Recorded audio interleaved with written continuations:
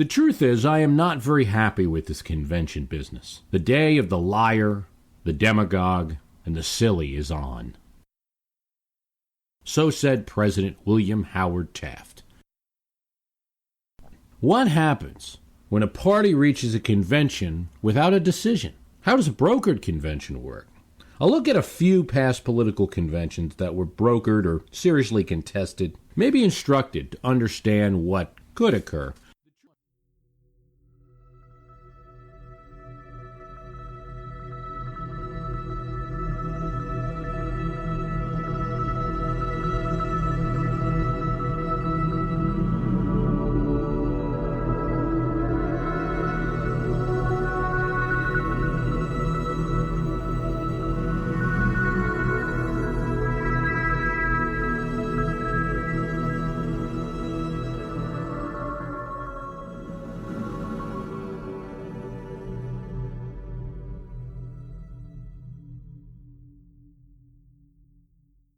You couldn't find a better example of a party that botched its chances for getting the White House than the 1924 Democratic Convention, as delegates with straw hats and buttons, sashes and banners cheered for two very different visions of America.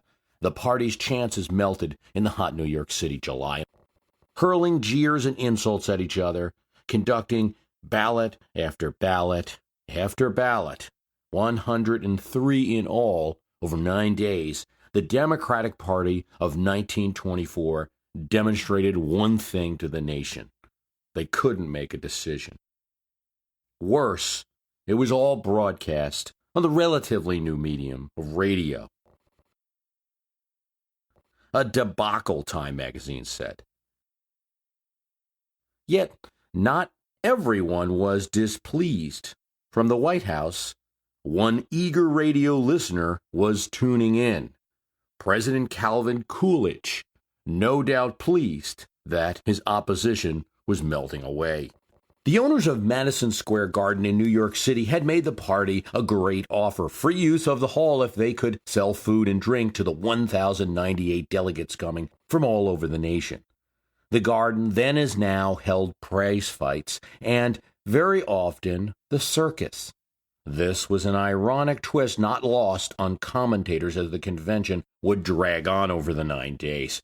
It's not the same Garden building where the New York Knickerbockers play. It's the old building off Madison Avenue in the 20s, which is now a life insurance building.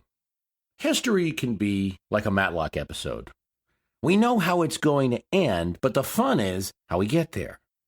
So far, at least those who know the story of the 9 days of exhausted, thirsty, hungover delegates duking it out, it's worthwhile to consider that this didn't start out so bad for the Democrats in 24. Calvin Coolidge was a new president, having taken over after Warren Harding's death. He was respected, but not popular the way that he would be in term 2. He'd just been renominated in Cleveland, and that was only the second time in American history that a party had nominated a president who assumed the presidency after the president's death. That convention had the appearance of a fat cat club, and despite efforts from progressive Republicans, the party failed to condemn the secret, hateful, anti-Catholic, anti-immigrant organization that had resurged in the 1920s, the Klan. Its hatred aimed principally at blacks, but also becoming more of a nativist club, which included members both Republican and Democrat, including some U.S. senators and congressmen. Now, the Republican Party of the two was expected to condemn this organization,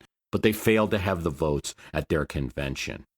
Not only that, the Democratic Party had at least a nominal frontrunner, William Gibbs McAdoo, and the party had a powerful weapon going into this election, the Teapot Dome scandal.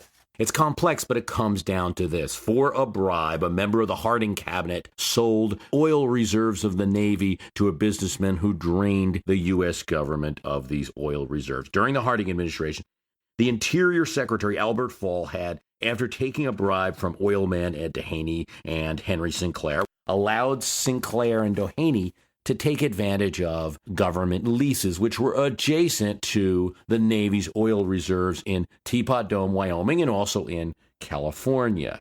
Reserves in California, for which Ed Doheny stood to make $500 million, were discovered by a tabloid newspaper. And had Warren Harding lived, it might have ruined his presidency. There was a Senate investigation going on and would go on throughout this election. Now, Coolidge was president now. He claimed no knowledge of this scandal, no knowledge of selling the Navy's oil reserves. Yet Ed Doheny had paid for the Cleveland Convention, sat near Coolidge, and Albert Fall was also there. So when you look back at 1924, it doesn't look like it had to be the big debacle that it turned out to be for the Democratic Convention. Indeed, as delegates settled down to hear the keynote speaker, Pat Harrison, the senator from Mississippi, it was a party that had a forceful claim on government.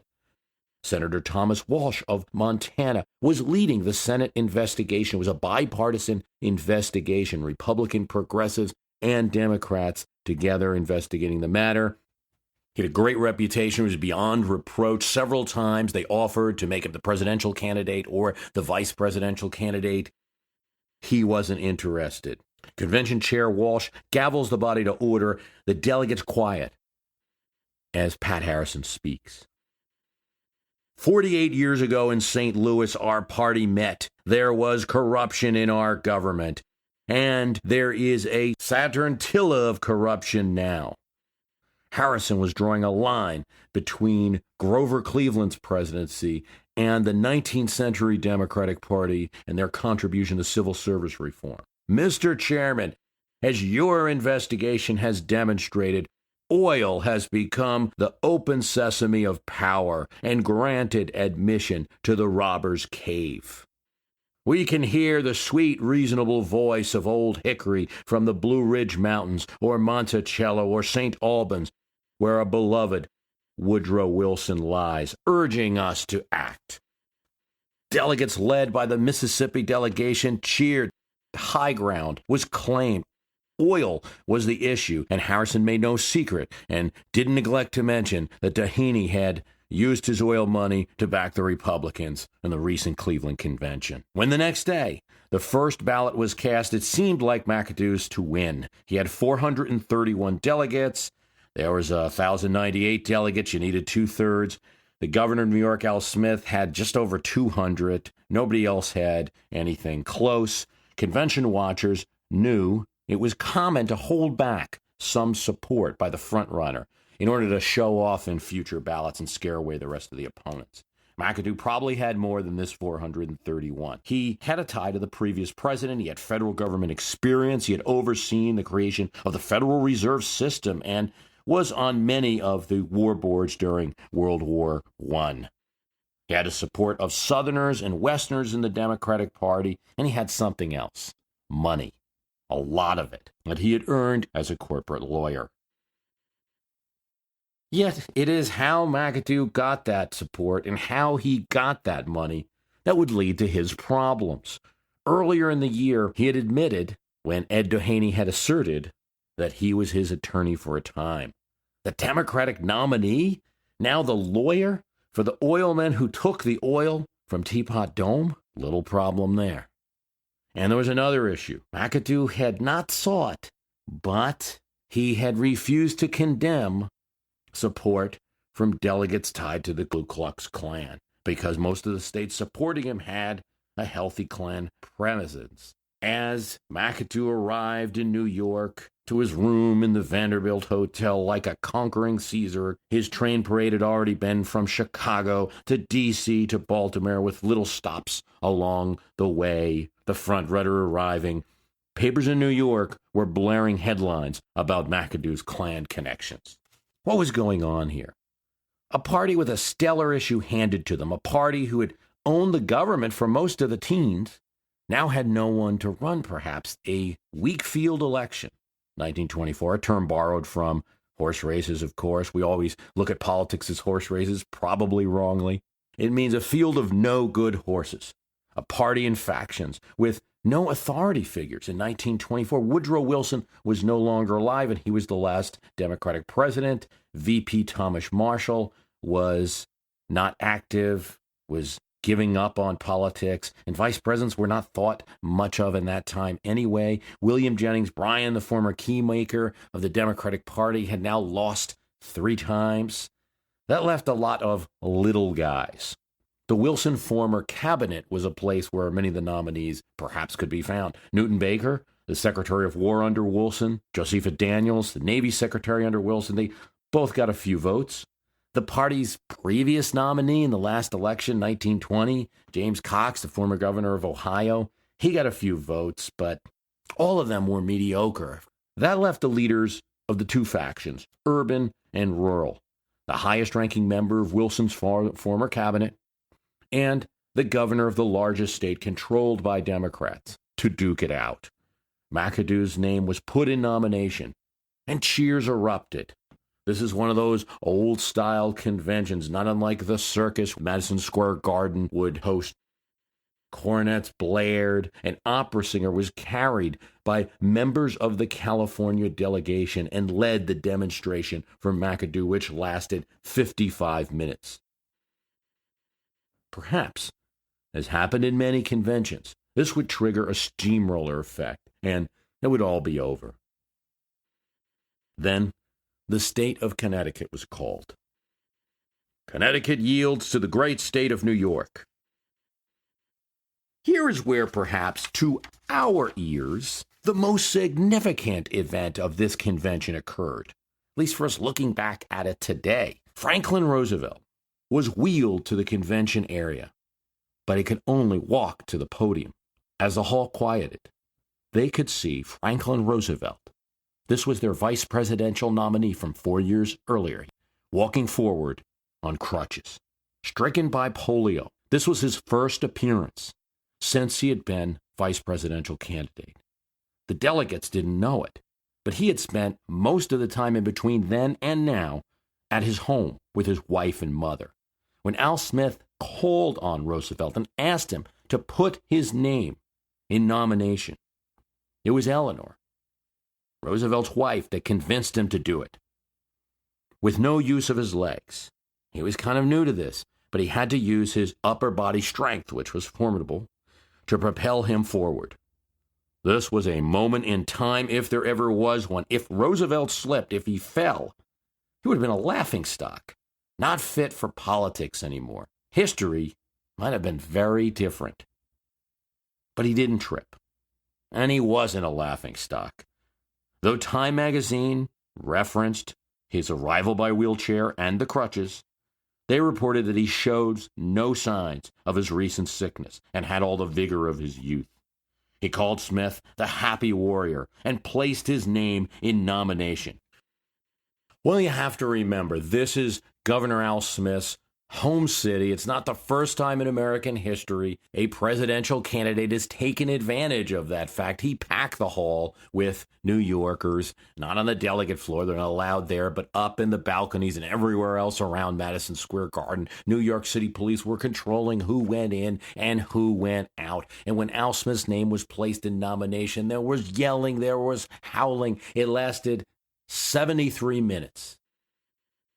And then the crowd quieted, and then 10 minutes more. It was a radical approach. It was an appeal to the urban folk, to the Catholics. Could the Democratic Party, a party that had some Klan supporters, including in this very convention hall, be the first party to nominate a Catholic to the White House? It had done radical things before in 1896. It nominated William Jennings Bryant, a surprise. William Jennings Bryant was in the convention hall during this nomination contest. Could a Democratic Party convention surprise the country once again? The answer, perhaps, was given in the nomination of Senator Oscar Underwood of Alabama, an opponent of the Klan and a supporter of Wilson's League of Nations. When a delegate of Alabama attacked secret societies, there were murmurs in the crowd. When he attacked religious bigotry, there was a few hisses in the crowd. But when he mentioned the Klan by name, there were shouts from the pro-Klan delegates. In response, the New York and Alabama delegations led an anti-Klan march through the hall. This was important because the McAdoo supporters revealed their position. They didn't move. "Get up, you Kleagles," the Smith men shouted. That was a derogatory name for Klansmen. A fistfight broke out. when the anti-Klan ralliers tried to steal the Missouri and Colorado banners. The chaos all was broadcasted on radio. Order was eventually restored, though the convention chair's gavel broke as it would several times during the convention. Despite all this, if McAdoo had just gained momentum in the early balloting, might have won the thing anyway. Instead, the next few days became a fight over religious tolerance, a plank in the platform, and a plank condemning the Klan. Anti-Klan congressmen and delegations spoke out against the organization as New Yorkers in the balconies cheered on.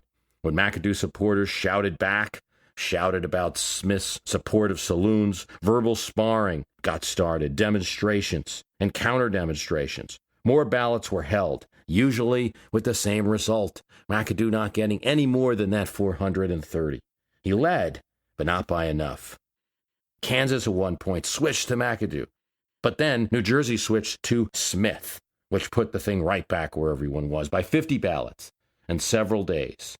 Papers were calling it a Klan bake as delegates trapped in the heat battled each other.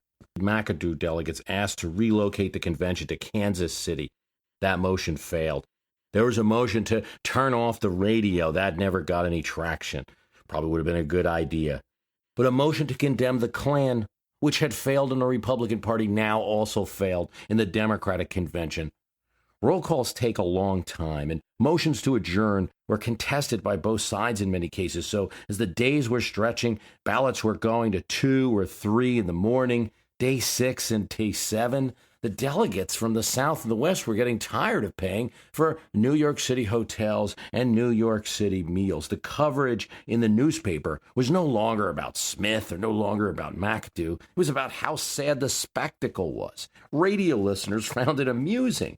Each time Alabama voted, they always supported loyally their home state senator, Oscar Underwood. And so you heard this refrain again and again as the convention went on of Alabama cast its votes for Oscar Underwood again and again and heard. And it came kind of a funny refrain for the radio audience and something that was repeated. Alabama cast its votes for Oscar Underwood.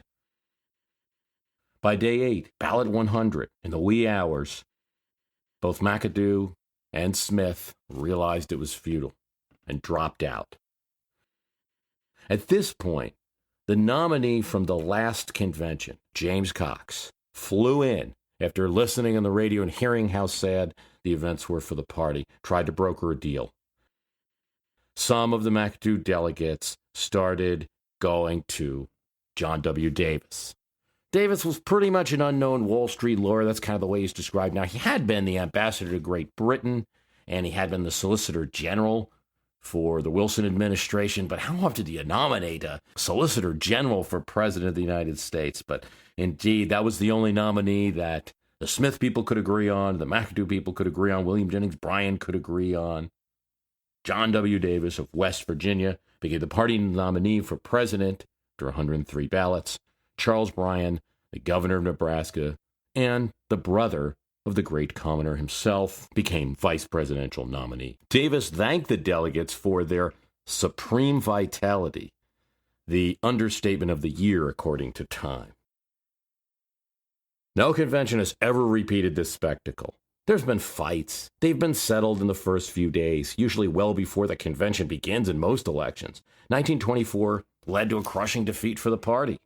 As a result of this convention, John W. Davis was actually an impressive speaker. He had several good speeches, which got some good media reviews. And as he said, he tried and tried and tried to get Calvin Coolidge to take a stand on something so he could attack it. He wasn't able to. He did, as a candidate, actually make the condemnation of the Klan that his party could never make in that convention in New York. But Davis was beaten 15 million votes to 8 million votes, winning no state outside the South and getting less votes than the 1920 nominee by several 100,000 votes. It was a crushing defeat, the result of a weak field. Well, it appears the lesson of 1924 is learned, and indeed, politicos know about the 1924 convention probably more than any of us.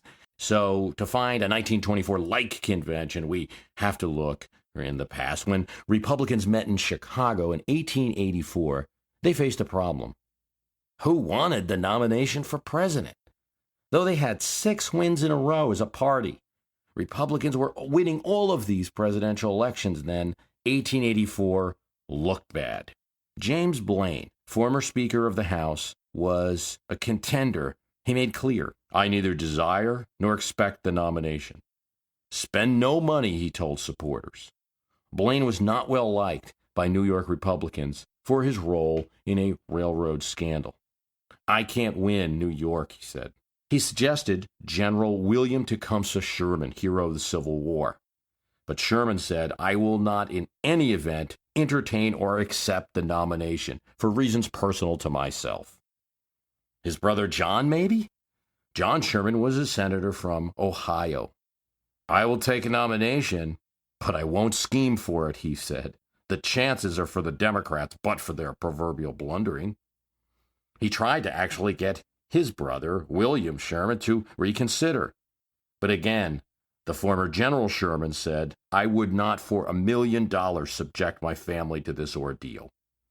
That's making it pretty clear. Blaine, in the end, got the nod, and as he predicted, he could not win New York, and he could not beat the Democrats. But my own favorite is a Democratic convention, 1868. Horatio Seymour, then governor of New York, was the chair of the convention, presiding over the vote. And when there started to be some votes cast for him, he said, "I want to make it clear that the chair does not want this nomination." There were votes for him on other ballots, and he said again, "I repeat, I want to make it clear that the chair does not want this nomination." As he's presiding over the convention decides to vote for Seymour anyway. Seymour was promptly bested by war hero Ulysses S. Grant in that election. So said President William Howard Taft in 1912. 84 years ago, a Republican convention occurred that would not be a good example of party unity, because it involved 2 former personal friends, Teddy Roosevelt and William Howard Taft. Taft was the man that Roosevelt pushed maybe into the White House in 1908. To do so, he used all the tactics that an incumbent president could. He steamrolled the process, and he put his nominee through, overlooking many aspirants, like New York Governor Charles Evans Hughes, who would later become the nominee in 1916. Teddy Roosevelt winning re-election in 1904, impulsively, and Teddy Roosevelt was nothing if not impulsive, said he would not run again in 1908. He could have. The George Washington precedent of serving 2 terms applied only to presidents who had 2 full terms, not a term finishing up another president's term. Teddy Roosevelt had finished up William McKinley's term when he was assassinated in 1901. But McKinley, dying in September 1901, 6 months into his second term, gave Roosevelt almost a full term. So there's a little bit of a question mark about this issue. Perhaps Teddy Roosevelt wanted to calm down any thought that he was seeking a kingship after winning his re-election, and made the commitment not to run for another term. Later he would tell a friend, "I would cut off my right hand if I could take back the statement I made to the Associated Press." He did the best he could and picked his best friend, Secretary of War, and got him, William Howard Taft, nominated and elected. Getting your man placed in office is a kind of victory for an incumbent president, and Roosevelt won. And initially, he was happy, even as the 50-year-old president was leaving office. "Ha ha," he wrote to Taft, "while you picked the cabinet, I spent the morning testing rifles for the African trip." Taft, upon taking office, was cordial. He said he appreciated Teddy Roosevelt's help. The presidency was not his first choice, but he couldn't refuse it, and it also pleased his wife, Nellie Taft, who had ambitions for him. Taft wrote to Roosevelt that he was obliged to him and his brother Charlie for the presidency. It seemed like a proper thank you. But upon his return from his African trip, The letter would anger Roosevelt. His brother Charlie, Roosevelt would tell a friend, his brother Charlie gave him money. I gave him the presidency. Still, Roosevelt denied any desire to challenge the now incumbent President Taft. A grueling battle over tariffs, the loss of the Republican House in the midterms of 1910, and the lawsuit that the Taft administration began against U.S. Steel, which Roosevelt felt was an attack on a merger that he was involved with, a deal that his administration had made. He took it personally, and Roosevelt decided to enter the race. Taft, he said, was a tool of the bosses. My hat is in the ring, he told a reporter. Taft, who didn't even enjoy the office he had a renewed desire for it, now that it was being challenged by his old friend. His wife Nellie had told him, "You can beat him for the nomination. He'll defeat you in the election, but still, you should get the nomination." Taft responded to the attacks in a very personal way. "A good friend has made statements, and I must respond," he said, adding in a very unfortunate quote, "Even a rat in a corner will fight."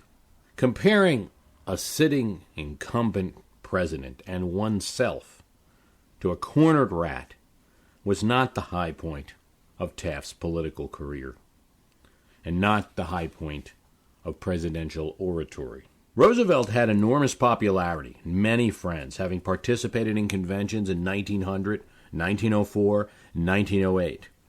His managers sought to persuade delegates, vote for us. It's obvious that Roosevelt and not Taft is going to win the election. So if you want patronage, we, and not the incumbent president, the soon-to-be former president, are the ones to go to. Roosevelt had friends in western states and in New York. So the battle for delegates went south. Southern states voted Democrat nearly every year since the Reconstruction. There was no hope that the South would vote for a Republican in 1912. But in the Republican nomination contest, they were very much at stake. Federal jobs were handed out by the president. Those Republicans who operated in the South did so for federal patronage and paid back their presidents not in the general election, but in the nomination contest at the convention. Taft's political operatives, many were part of the machine that Roosevelt had built in 1904 and 1908, acted quickly against Roosevelt, firing all federal office holders who refused to produce a delegation for Taft, or who they suspected would support Roosevelt. In Texas, they fired the Republican state chair, a man who had controlled 5,000 jobs. In many southern states, you had Roosevelt and Taft delegations, both claiming to be the legitimate delegation going to the Republican convention. In 1908, when President Roosevelt was pushing through his choice Taft, he had the chance to change these rules, to have delegates chosen by the amount of Republican votes they delivered in the general election. By that standard, the South would have made little contribution to this Republican convention, as they normally voted Democrat. And the Republican northern states, where Roosevelt had a lot of support, would have the most influence. But alas, these reforms never passed. Roosevelt responded by pushing primaries in states where he had friends in legislatures, and new primaries were started in 1912, a trend that obviously continues even today. So as delegates for both the conservative Republicans and the Rough Riders supporting Roosevelt descended on Chicago, Roosevelt looked sort of strong. In 13 primaries, he won 1,000,001 votes to Taft's 760,000. He had popular support on his side. But the Taft people showed no sign of budging, and things got nasty. Taft called Roosevelt a demagogue. His people said that Roosevelt wanted to be king for life. Roosevelt called Taft a fathead, and further proof that no one in history insulted like Teddy Roosevelt called him a puzzle wit. Taft had 1,078 delegates by the estimation of the Associated Press going into the convention. Not enough for nomination, but a good amount. Roosevelt had 411 pledged to him, and there were 254 contested delegates. And then there were numerous candidates supporting home state favorites, and unpledged delegates, and these were the ones that both campaigns went after. William Jennings Bryant, oddly the Democratic kingpin who had seen many conventions, was in the press box at the Republican convention in 1912, writing for several national magazines as an expert, and had some interesting observations. "Bribes are common," Bryant said. "This thing might turn on honorarium." In what was embarrassing for the Taft campaign, a black Southern Republican delegate returned $1,000 given to him from Taft, publicly saying he didn't want the money. That led the Taft people to charge that he was only doing that because he got more money from Roosevelt. Before the convention began, as some of the party bosses who were supporting Taft assessed Roosevelt's strength, a meeting was held, and the meeting typified the negatives of a divided convention. Uncle Joe Cannon, the former Speaker of the House, Elihu Root, who had been Roosevelt's Secretary of War, Murray Crane, who controlled Massachusetts for the Republican. "There's only one way to go," one of the bosses said. "Stick with the road we're on. I know damn well it leads over a precipice." The bosses realized that if they beat Roosevelt, they'd be more in control of the party than ever before. Democrats might win the general election, but in 1916, they'd be back and in power. Conservative-controlled Republican National Committee ruled against most of the Roosevelt delegates who asked to be entered into the convention. Taft delegations in the contested states of Arizona, Texas, and California were seated. An angry Roosevelt said, "Today the RNC assumed the role of the Apache and the Garrotor. It was the work," Teddy Roosevelt said, "of the bosses of the living dead," referring to the fact that many of these bosses had been defeated in the 1910 election. When the actual convention proceedings opened, Herbert Hadley, the governor of Missouri, progressive and a supporter of Roosevelt, very well-liked man, spoke on behalf of the Roosevelt situation and in protest of the delegates not being seated. He delivered a minority report. As he spoke, 600 policemen guarded the stage. There was also strict attendance rules. Delegates could only come in. Once they left, they were not allowed back. The band played Dixie and the Star-Spangled Banner.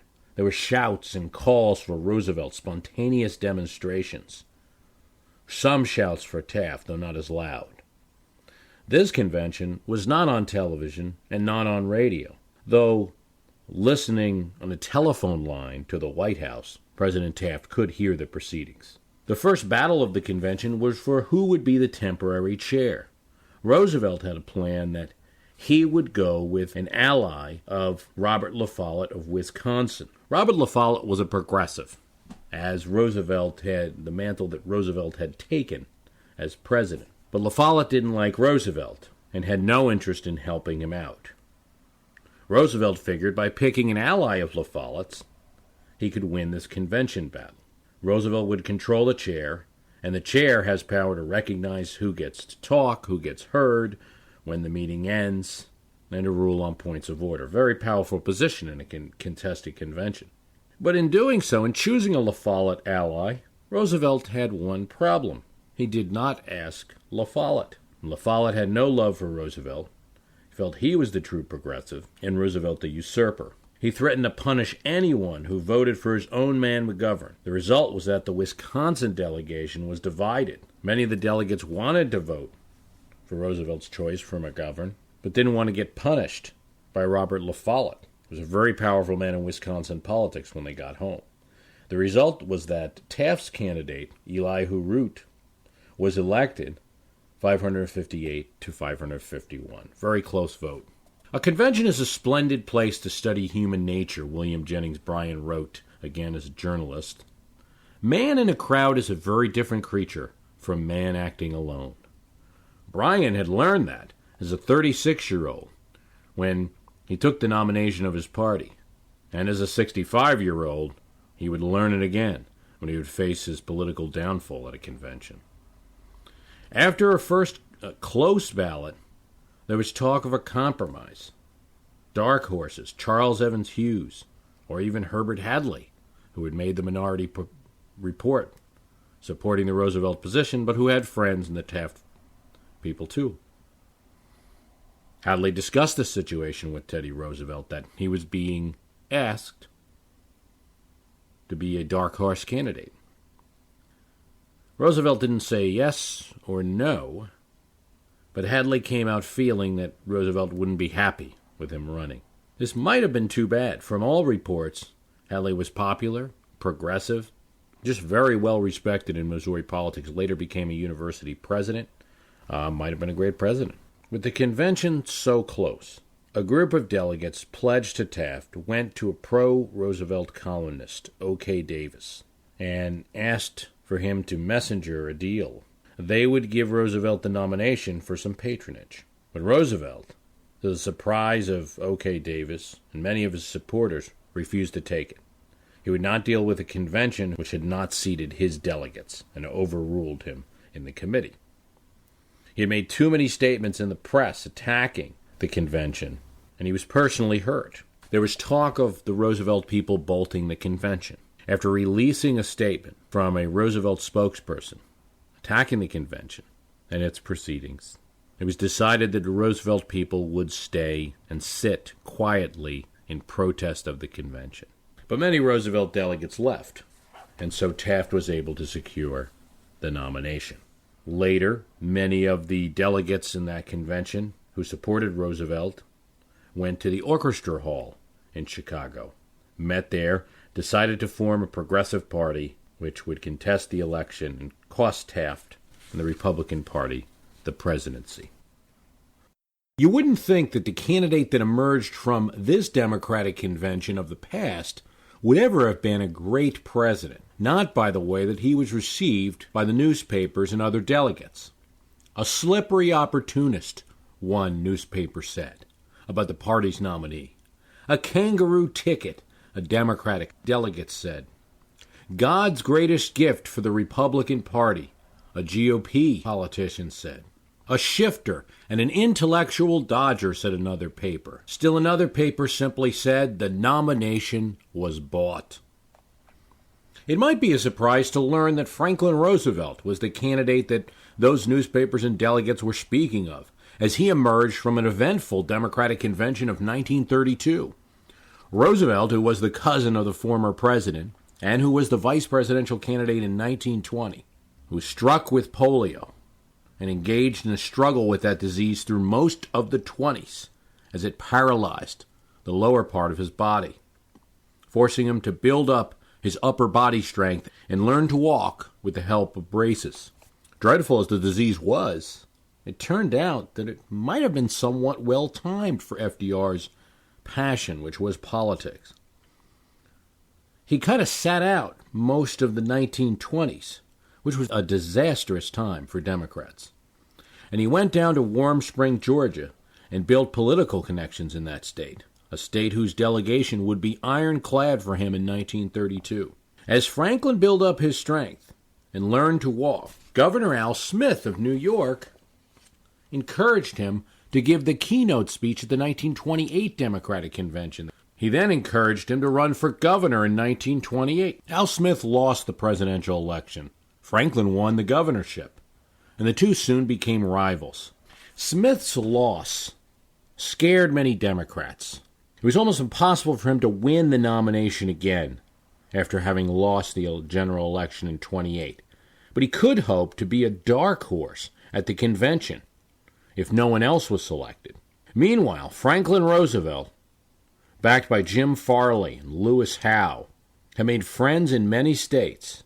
After he was reelected as New York governor in 1930 overwhelmingly, he developed a good reputation. Many thought he'd be the next nominee. FDR was a supporter of the repeal of Prohibition, like Al Smith. But he was a more moderate. Some in the South said he was a wet, but not a dripping wet. While that helped him reach out to the different parts of the country, it also led to charges that he would take any position to get elected. There were other Democratic candidates in 1930. Newton D. Baker, the former war secretary in Wilson's cabinet. John Nance Gardner, the Speaker of the House from Texas, were also rivals. Gardner was encouraged by much of official Washington and backed by William Randolph Hearst. The first ballot showed that it was, or at least should have been, Roosevelt's convention to win. Franklin Roosevelt had 666 delegates. Al Smith just 201, and the rest split between the other candidates. On the next ballot, Franklin Roosevelt would earn 677. That was 11 votes more. Smith slipped under 200. To anyone unfamiliar with convention politics, and certainly as a society, these days we've all become less familiar with convention politics and how it all works, it would seem that Franklin Roosevelt was on a pathway to success. But the problem with a gain from one ballot to the next of 666 votes to 667 is that it wasn't a fast enough gain. It was like a car accelerating a bit up the hill, but not accelerating enough to make up for the gravity. Due to convention rules that go all the way back to the days of Martin Van Buren, when the ambitious New Yorker wanted to protect his institutional strength, his political chiefdoms, against the sudden popular movement that might occur when everybody got together. Van, after all, wasn't all that popular, especially with Southern Western Democrats. He instituted a two-thirds rule. A candidate must get two-thirds of the delegates' votes to be nominated. That's made conventions fun for most of American history, up until about the 70s and 80s. Conventions were the decision makers. And though they've been a plastic event since 1984 or so, more like coronations for the nominee of each party, really we can see the primaries as a several-month-long extension of the convention that used to happen, as their purpose, the purpose of the primaries, is to pick delegates to go to the conventions. The two-thirds rule makes it harder to win, and it forces a nominee to make deals and hear out all the factions, even the little ones, in a party.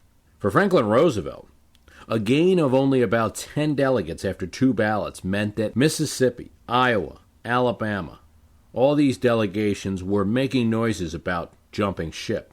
As ballots go on, delegates could still claim loyalty to him, perhaps say that if the balloting continued, in a future ballot they might drop him. Newton Baker was apparently gaining strength. As the third ballot was conducted, Franklin Roosevelt gained only an anemic 5 delegates, for a total of 682 votes. Jim Farley, one of his top lieutenants, was concerned. What saved the future great president was that Hearst, the paper magnate who was backing Gardner, didn't like Al Smith. Didn't like him at all, didn't like Tammany Hall, the New York machine that Smith came out of, and preferred, if he had to make a choice, Roosevelt to Smith. John Nance Gardner, the Speaker of the House, popular Texas politician, tired of challenging Franklin Roosevelt. In a gesture of party unity, not wanting to lose to Republicans because of a perceived disunity, Gardner said, "Let's break this thing up." And his lieutenant, Sam Rayburn, who would later become Speaker of the House himself, released all of Gardner's delegates. They went to FDR, and on the fourth ballot, he was the nominee. In a historic gesture, Franklin Roosevelt flew to Chicago and appeared in the convention floor and accepted right then and there, a tradition which now is the norm today.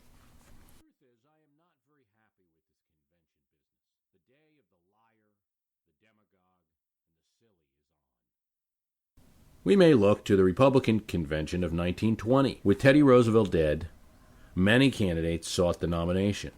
General Leonard Wood, a general from the Spanish-American War who had the mantle of Teddy Roosevelt with him, led the pack. He got a huge boost from being wronged by Woodrow Wilson, the Democrat, who had not ceded the hero general to Europe during World War II, ostensibly because he was a Republican. Frank Loudon, the governor of Illinois, was well regarded, and a new face was also a candidate, as well as Hiram Johnson, the progressive governor of California. In addition, there was Charles Evan Hughes, Henry Cabot Lodge, Herbert Hoover, and the senator from Ohio, Warren Harding, all of whom had participated in primaries in Harding was not a complete dark horse, as is actually stated sometimes in history. He wasn't a candidate from nowhere. He did enter the race for the nomination. The first ballot at the convention had Leonard Wood with 287 delegates, Loudon with 211, Johnson at 133, and Harding at 65. He was in fourth, but he was in contention. By the third, Wood rose to 303 votes, Loudon to 282, and the fourth ballot was virtually the same. Republicans, who were on the verge of winning this 1920 election, after all, Democrats lacked leadership. The economy was poor, Wilson was in bad health, unrest gripped America, there was rationing from the war, there were race riots, there was a threat of communists in America and the so-called Palmer raids. Republicans were primed to win victory. Some feared that a bad convention would help them to snatch defeat from the jaws of victory. After the fourth ballot, Henry Cabot Lodge, the senator from Massachusetts and the chair of the convention, called for an adjournment. Yes or no, he asked. The sound of no's overwhelmingly was audible. For any rational person, the crowd had voted no. But in a sign of how powerful a convention chair can be, Lodge answered, "Well, the ayes have it," and ended the convention. The action moved from the convention to the hotels surrounding it. Intrigues continued now in rooms across Chicago. The boss of Pennsylvania offered Wood all of his delegates, enough to start a landslide towards him, if he would allow him to pick 3 cabinet members. Wood, an honorable man, refused. Meanwhile, in suite 4046 on the 30th floor of the Blackstone Hotel, George Harvey had his suite. Harvey was the media mogul, the owner of Harper's, who had built up Woodrow Wilson and switched to the Republican Party only a few years before. He held a meeting of sorts with Henry Cabot Lodge, Charles Curtis, who would be the future vice president, Senator Brandegee from Connecticut. It was not necessarily a smoke-filled room, as it's repeated in legend. And the meeting was not at 2 a.m. It was earlier. And they did not necessarily pick Warren Harding. They did, however, build a consensus that it was time to wrap things up. Harding's name did come up, and it was mentioned that he had some assets. This group was well aware that Democrats would probably pick James Cox in the 1920 election, and Harding might overcome Cox's strength in Ohio. Said Brandegee, "There aren't many first-raters this year. We've got a lot of second-raters, and Harding is the best of the second-raters." But the meeting didn't produce a victory for Harding. On the 9th ballot, Wood and Loudon battled it out.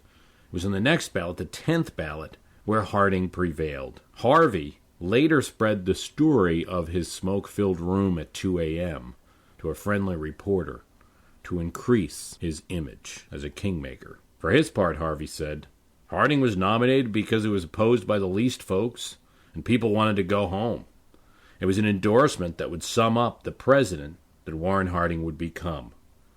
By historian standards, one of the worst. Though he served a short time, roughly the same period that John Kennedy served, Harding let his friends run the White House. They ended up selling federal lands and doing all sorts of scandals while he played golf." These 4 conventions demonstrate how brokered or contested conventions can work. Other conventions also stand out. The 1972 convention, where McGovern won the first ballot but spent so much time seating his delegates or contested in order to win the first ballot, that his VP pick was flawed and led to disaster. The 1968 convention, where riot police beat protesters outside the convention hall and the tickets suffered. 1980, lack of love between Jimmy Carter and Ted Kennedy. Reagan's battle with President Ford in 1976. In the 19th century, the 1860 melee in Baltimore and Charleston, ending with a 2-way split in the Democratic Party and certainly electing Lincoln. The 1884 Republican convention that nominated Blaine, despite the dislike among many Republicans. The 1896 Democratic convention that nominated Bryant and condemned the sitting Democratic President Grover Cleveland. But there have been a few successful, if rowdy, conventions. While Republicans battled in Chicago in 1912, between Taft and Roosevelt, Democrats didn't exactly have a friendly convention either. They had many, many ballots before picking between Champ Clark and Woodrow Wilson, and only picking Wilson at the last minute. Republicans had split in 1872 when Grant was president, and there was a tremendous defection from liberal Republicans. But the Republican Party still won. As we examine the history of American political conventions, a few trends are apparent. A little fight might be okay.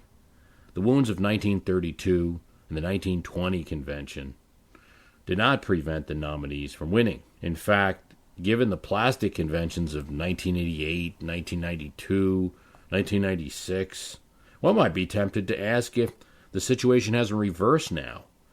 Maybe a little tussle could help the nominee. Give a little rating boost for the party.